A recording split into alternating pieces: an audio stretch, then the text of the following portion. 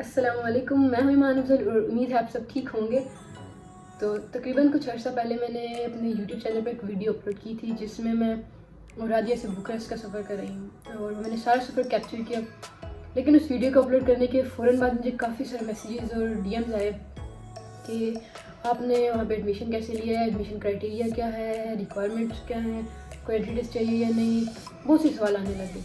तो फिर मैंने सोचा कि इस पर एक वीडियो बनानी चाहिए, लेकिन क्योंकि गर्मियों की छुट्टियां आ गई थी और मैं अपनी कंट्री वापस चली गई थी, फिर मुझे वहाँ पे टाइम नहीं मिल सका।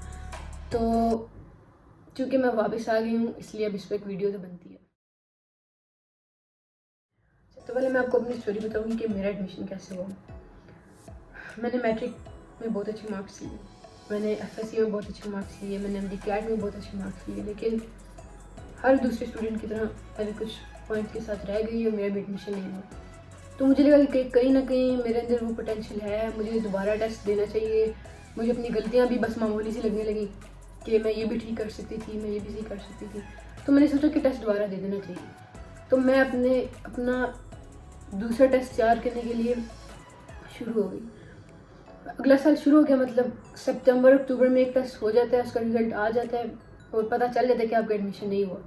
और अगला साल भी शुरू हो गया। तकरीबन अप्रैल में आके मैं अपनी तैयारी कर रही थी। अप्रैल में आकर मुझे मेरे कज़न ने कन्विंस किया, मुझे और मेरी फैमिली को, कि आपको प्लान बी के तौर पे आपको अप्लाई कर देना चाहिए रोमानिया में, क्योंकि वो भी वहीं से पढ़े हुए हैं और वहीं से ग्रेजुएट हुए हैं और वो अब जॉब भी कर रहे थे।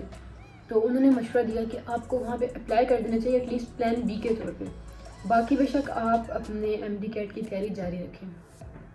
तो इतना मैंने ख़ास उस चीज़ में इंटरेस्ट नहीं दिया। मुझे ये चीज़ें नामुमकिन से लगती थी कि मैं पढ़ने जाऊँ बाहर, मतलब ऐसा नहीं हो सकता, ये बहुत लंबा काम है और मुश्किल काम लग रहा है। तो बेहतर है कि मैं अपने एमडी कैट की तैयारी लूँ।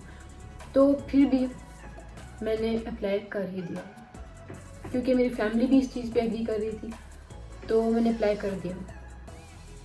पहले मैंने ऑनलाइन अप्लाई किया, क्योंकि उनकी रिक्वायरमेंट पहले ऑनलाइन होती है। जो फॉरेन स्टूडेंट्स होते हैं वो आके तो अप्लाई नहीं कर सकते, तो पहले वो ऑनलाइन एडमिशन लेते हैं, उसके बाद वो डॉक्यूमेंट्स भिजवाने का कहते हैं और बहुत से स्टेप्स होते हैं, वो मैं आपको बताऊंगी। तो मैं उसकी तैयारी करी एमडी कैट की। इस दौरान कुछ अर्से बाद अप्रैल में मैंने अप्लाई किया था ऑलमोस्ट, और 1-1.5 महीने के अंदर मेरे लिस्ट में नाम आ गया। मैंने कहा वाह, अच्छी बात है। उसके बाद लिस्ट में नाम आया, उसके बाद कुछ और रिक्वायरमेंट्स थी कि आपने अब अपने ओरिजिनल डॉक्यूमेंट सबमिट करवाने हैं, वो भी करवा दिया। जब आहिस्ता आहिस्ता मुझे लगने लगा कि मेरा नाम आ रहा है, तो मैंने एमडी कैट की तैयारी आहिस्ता आहिस्ता छोड़ दी, क्योंकि मैं तब तक बहुत प्रिपेयर्ड थी, लेकिन मैंने अपनी तैयारी छोड़ दी। फिर हुआ ये कि उनकी फॉरेन मिनिस्ट्री की तरफ से मुझे लेटर ऑफ एक्सेप्टेंस आ गया, और जब ये आ जाए तो इसका मतलब है कि आपका एडमिशन पक्का और आप उस यूनिवर्सिटी के अब स्टूडेंट हैं।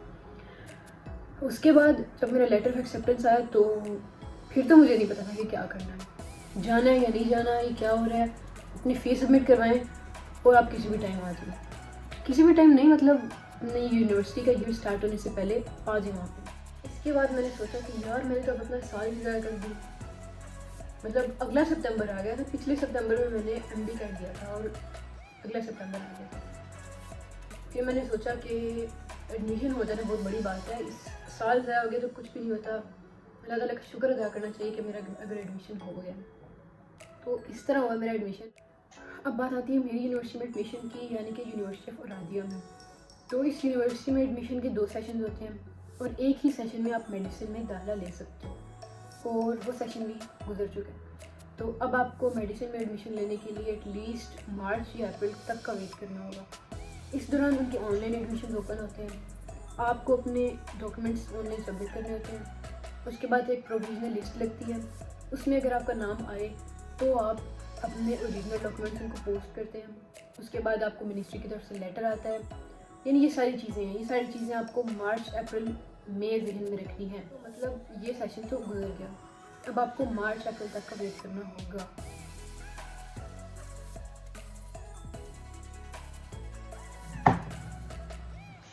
तो सबसे पहला सवाल तो ये है कि इस यूनिवर्सिटी की फ़ीस कितनी है।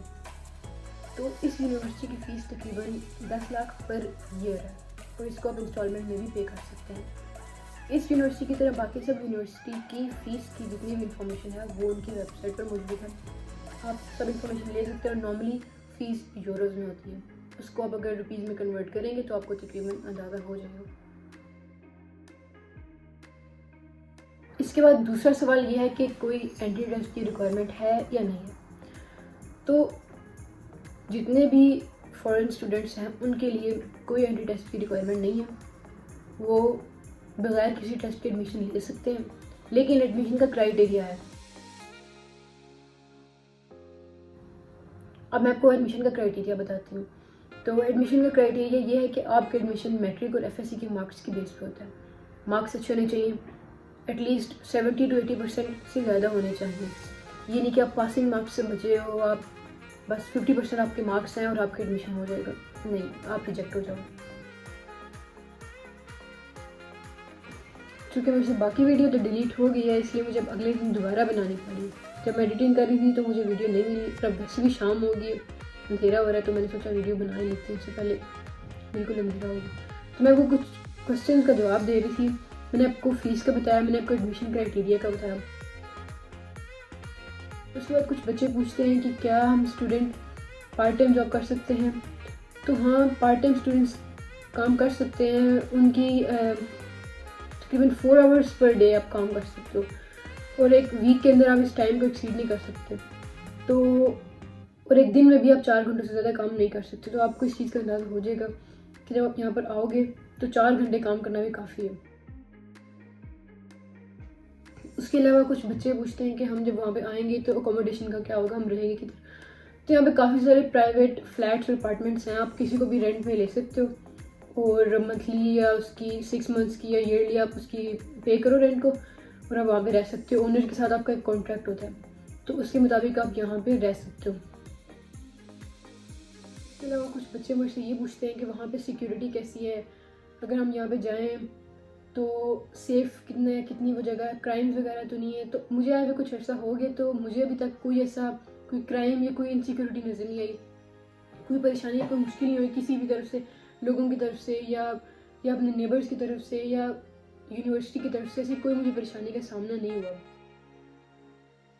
उसके अलावा कुछ बच्चे इंग्लिश लैंग्वेज टेस्ट का पूछते हैं कि कोई रिक्वायरमेंट है, आइल्स की कोई रिक्वायरमेंट है या कोई लैंग्वेज टेस्ट देना पड़ेगा। तो जी, इंग्लिश लैंग्वेज टेस्ट तो आपको देना पड़ेगा, क्योंकि आप एक दूसरे कंट्री में जा रहे हो, आपके पास कोई मीन्स ऑफ कम्युनिकेशन होना चाहिए। अगर आपको उस कंट्री की लोकल लैंग्वेज तो नहीं आती, तो इंग्लिश लैंग्वेज तो आनी चाहिए, इंटरनेशनल लैंग्वेज आपको आनी चाहिए जिसके थ्रू आप कम्युनिकेट करो। तो आइल्स की डिफरेंट कैटेगरीज हैं। आप जब यूनिवर्सिटी की वेबसाइट पर जाएंगे तो उनकी रिक्वायरमेंट्स में मेंशन होगा कि आपको आइल्स चाहिए। तो बेसिक नॉलेज तो इंग्लिश के सारों को होता है मेरे ख्याल से। फर्स्ट ईयर मैट्रिक करने के बाद आपको इंग्लिश तो आ ही जाती है और आप बोलना भी सीख जाते हो थोड़ा बहुत। लेकिन उसके भी कुछ स्पीकिंग, राइटिंग, लिसनिंग और रीडिंग होते हैं, जो 4 मॉड्यूल होते हैं उसके। तो आपको सब में थोड़ी बहुत महारत होनी चाहिए। तब तक के लिए मुझे आप इजाज़त दें। मैं इंशाल्लाह अगली वीडियो में आपको अपनी यूनिवर्सिटी का टूर करवाऊँगी, आपको दिखाऊँगी कि यहाँ पे यूनिवर्सिटीज़ कैसी बनी होती हैं। तो मुझे अपनी दुआ में याद रखें, मुझे इंस्टाग्राम पे फॉलो करें। इंशाल्लाह फिर मुलाकात होती है। अल्लाह हाफ़िज़।